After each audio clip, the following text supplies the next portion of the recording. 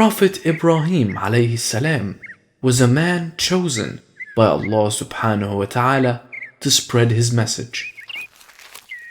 He traveled to distant lands and preached to the local people. He was thankful to God for all the favors he had received. But the one thing that bothered him the most was the fact that he didn't have an heir. His wife Sarah had grown old by now, and she had given up all hopes of giving birth to a child. She was sad for her husband, and then, one day, she came up with an idea. Sarah asked Ibrahim alayhi salam to marry their servant Hajar radiallahu anha.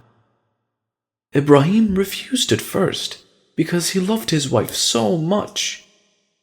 But she insisted, and finally the Prophet obliged. She then prayed to God to bless the couple with a child. Soon, Hajar radiallahu anha gave birth to a boy. The Prophet named him Ismael.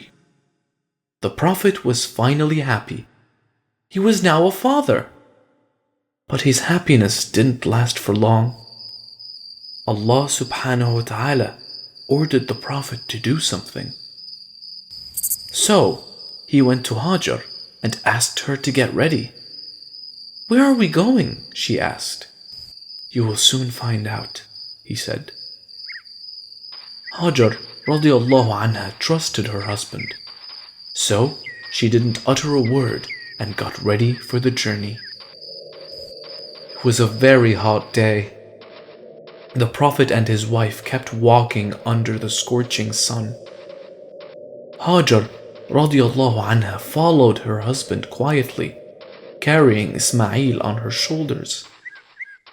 They kept walking for a long time in the desert, and most of their food and water was exhausted by now. They finally reached a valley near Al-Marwa mountain. It was a piece of barren land, containing no signs of life.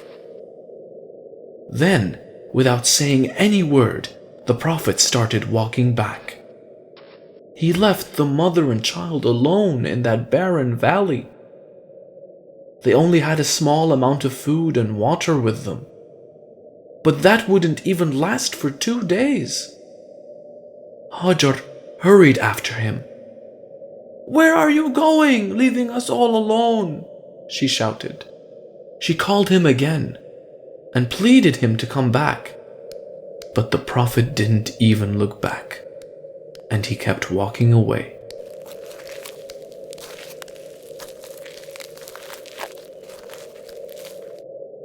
In spite of her cries for help, when she saw the Prophet was silent, she realized that he was not acting on his own. She realized that he must have received commands from God to act in such a way. "Did Allah command you to leave us in the desert?" she cried. The Prophet shook his head. Then his noble wife said, "Do not worry, we are not going to be lost, since Allah who commanded you is with us." The Prophet continued walking without looking back. In a few hours, the food and water that Hajar radiallahu anha had in reserve got over. The baby soon got thirsty and started to cry. She wanted to see if there was anyone nearby, so she ran up a hill called Al-Marwa. She stood there and looked around, but she saw no one. Then she ran to the next mountain called Al-Safa, hoping to find someone from there. But she couldn't find anyone from there either.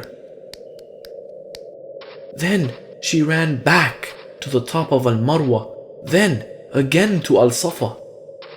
She kept running between these mountains 7 times. By the time she climbed Al-Marwa for the last time, she was very tired. It was then that she heard a voice. She kept quiet and waited to hear the voice again. She heard the voice for the second time, and she said, "Oh, whoever you might be, you have made me hear your voice. Have you got something to help me?" It was then that she saw an angel. The angel was digging the earth. The angel kept digging till water flowed from it. It was a miracle. When she saw the water, she ran toward it and placed stones around to build a basin. This place where the water rose is called Zamzam.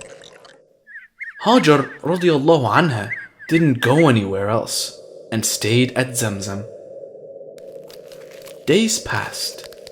Al-Marwa lay between a trade route between two towns. One day, a few traders were traveling through the desert. When they saw the birds flying around Al-Marwa, they knew the birds were there because of the water. "Hey, look," one of them said. "Looks like we can find some water there." Others agreed and walked toward Al-Marwa. When they arrived, they were surprised to find a woman. She was holding a baby too.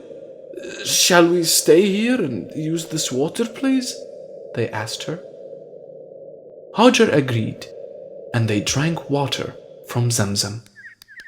Many others arrived at Al-Marwa, and some of them eventually settled down there. In a few years, the whole valley came alive, with people from different cities living there now. Hajar and her child were not alone any longer. In the meantime, Ismail alayhi salam grew up. He learned Arabic from the travelers. People loved and respected him for his qualities. He kept thinking about his father, and he knew that his father will come back someday. Ismail then married a local woman and lived his life in peace. Prophet Ibrahim alayhi salam was missing his son very badly now. It had been years since he saw Ismail. One day, he decided to go to Mecca to meet his wife and son. He traveled through the desert and arrived at Al-Marwa. The Prophet was quite surprised when he saw all the activity at Al-Marwa. Last time he was here, there was not even a single soul living on this mountain. He knew it was all because of God and thanked him. He asked the local people about his wife, but they told him that Hajar had died some time ago. When the Prophet heard this, he was very sad. But then they told him about his son. Ismail was still alive. The Prophet was very happy to hear this. The news of his father's arrival reached Ismail. He ran to meet his father. When he met the old Prophet, he had tears in his eyes. He hugged his father, and he was waiting to meet him for such a long time. It was a happy time for both father and son, but the happiness didn't last for long. One day, God decided to test Ibrahim alayhi salam. One night, when the Prophet was sleeping, he saw a dream. In his dream, the Prophet saw himself killing his son as a sacrifice. When the Prophet woke up in the morning, he ignored it, thinking it was just a dream. But the next night, he saw the dream again. This time, he realized that this was not just an ordinary dream. It was Allah asking him to sacrifice his own son. The Prophet went to his son and told him about the dream. Ismail understood that it was an order from Allah. He was a man of faith and realized that he has to comply. "Do what Allah has asked you to," he told his father. The next day, the Prophet took a rope and a knife and set out for Mount Arafat along with his son. Upon reaching the top of the mountain, Ismail asked his father to tie his hands and legs so that he may not struggle during the sacrifice. The Prophet obliged and tied his hands and legs. Then he blindfolded himself so that he won't have to watch his son suffer. Then he raised his knife for the sacrifice, but suddenly he then heard a voice. The voice asked him to stop the sacrifice and told him that this was just a test. The Prophet was relieved. His son was going to be alive. They hugged each other and cried tears of joy, for they had just passed a difficult test from Allah subhanahu wa ta'ala. Ismail alayhi salam joined his father in preaching to the people. They spoke about Allah and called people to Islam.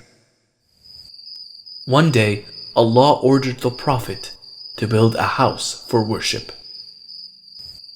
The Prophet told his son that Allah had ordered him to build the Kaaba, and Ismail replied, "Do what your God has ordered you to do."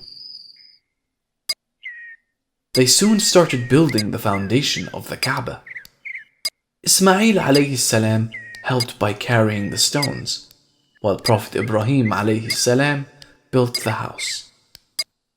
When the walls got tall, Ibrahim alayhi salam could not reach the top.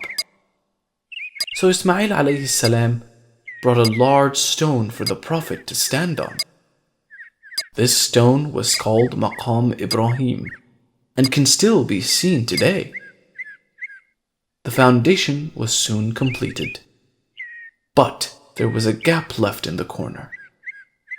Ibrahim alayhi salam asked his son to find a stone to fill in the corner. "I feel tired," he said to his father. But when the old Prophet insisted, Ismail went searching for a stone. When he left, Ibrahim sat there waiting for the stone.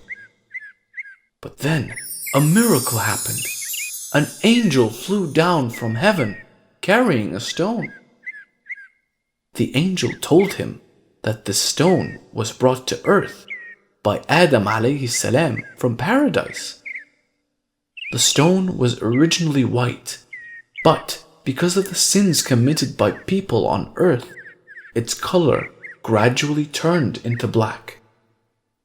Ismail returned after some time, and when he saw the stone, he was surprised and asked his father where it came from. "It was brought by someone who never gets tired," replied Ibrahim. They had finally finished building the Kaaba. They prayed to Allah subhanahu wa ta'ala to accept their work. Allah was very happy with the Prophet and his son for spreading his message, and proclaimed the pilgrimage among men. They will come to thee on foot and on every kind of camel, lean an account of journeys through deep and distant mountain highways. Prophet Ismail alayhi salam lived for a very long time. He was 137 years old when he died. Did you like the stories, friends? If you liked the video, don't forget to click that subscribe button and the notification bell to keep updated on all our videos. Please tell your friends about the channel as well. That's all for today. Goodbye!